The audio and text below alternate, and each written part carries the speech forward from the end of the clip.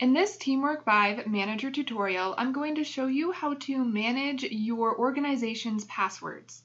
To do this, go to your top menu bar and click on TeamWork. Make sure you have your enterprise selected. You do need enterprise level permissions to do this. Then click on Organization. You should arrive at your organization's settings page. The column to the right is your configuration column. To manage your passwords, click Passwords under Configuration. Now you can control the types of passwords people use within your organization. Right now I have password management off, so in order to make any changes, I need to enable password management. So I'll click this arrow and choose Enabled.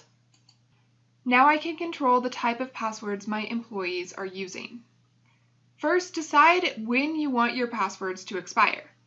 If I click the up arrow, TeamWork 5 will automatically add in 30 days.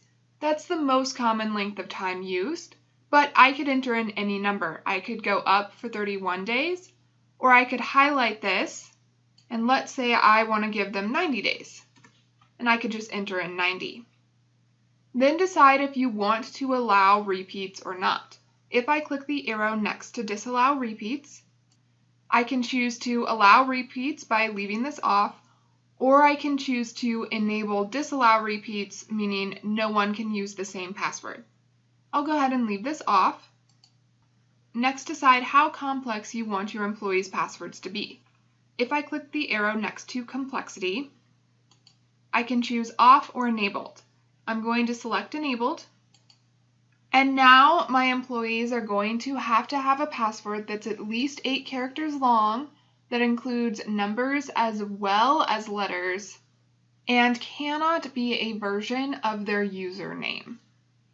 If you're happy with your changes, click Save. A green save bar will appear under the Save button, letting you know when you last saved this section of this page. That's how you can manage your organization's passwords. Check out the next video to learn how to view your system's configuration.